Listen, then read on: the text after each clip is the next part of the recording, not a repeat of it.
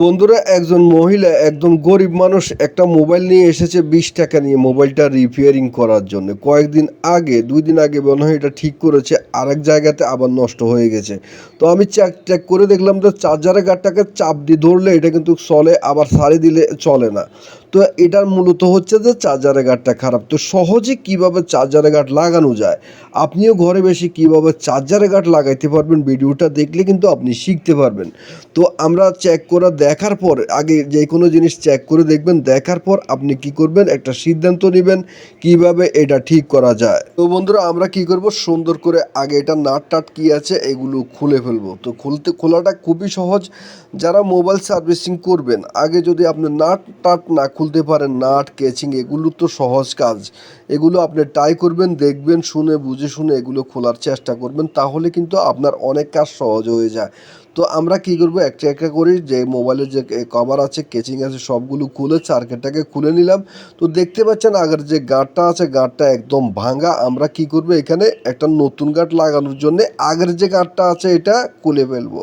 আগের গাঁটটা খোলা খুবই সহজ। আয়রন দিয়ে আপনি সুন্দর করে আগে গাঁটের জায়গাটা যেখানে পিনগুলো আপনি লাগাবেন এখানে ভালো করে জ্বালাই করবেন, যেন প্রত্যেকটা পিনের সাথে নতুন করে রাং জ্বালাই হয়।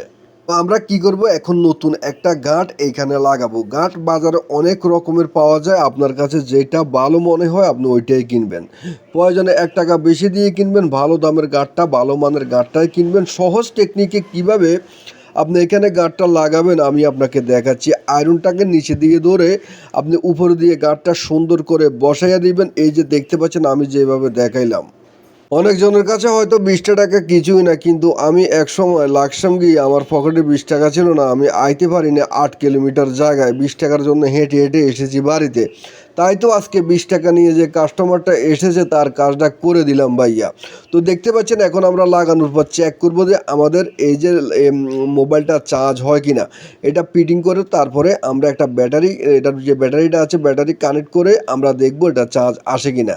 তো যেহেতু এটা ওকে হয়ে গেছে, চার্জে লাগানোর সাথে সাথে চার্জ আসবে। যদি গুঁতা গাঁতা দেন লাগে তাহলে এই গাঁটটা আর রাখবেন না, নতুন করে আবার গাঁট লাগাই দেবেন। কারণ নতুন গাঁট লাগানোর পরেও যদি এটারে গুঁতা দেন লাগে তাহলে ওই গাঁট লাগাই আর কী লাভ, কথা বুঝতে পারছেন নি।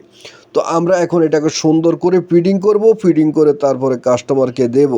দেওয়ার আগে আমরা এটা চালু করে দেখব এটা ঠিক মতো চলে কিনা। বন্ধুরা, দেখতে পাচ্ছেন আমি কিন্তু এটা সুন্দর করে নাট টাটগুলো আছে এগুলো ফিটিং করে দিচ্ছি। কারণ হচ্ছে এটা আগে যেখানে খুলছে এখানে 2টা নাট মিসিং হয়ে গেছে, তারপরে আমরা টোকাটাকে নাটগুলো লাগানো দেওয়ার চেষ্টা করি। কারণ হচ্ছে এটা মিকারেরা অনেক সময় খুলতে গেলে বা চুম্বুকও লেগে নাটগুলো হারিয়ে যায়। তো আমরা এখন চালু দিয়ে দেখবো যে মোবাইলটা চলে কিনা, সব কিছু বাটন টাটান এগুলো কাজ করে কিনা। অনেক সময় দেখা যায় একটা কাজের জন্য এনেছে আরেকটা কাজ হয়ে রয়েছে, এই কারণে একটু চেক টেক করে দিবেন সবগুলো ঠিক আছে কিনা। ধন্যবাদ।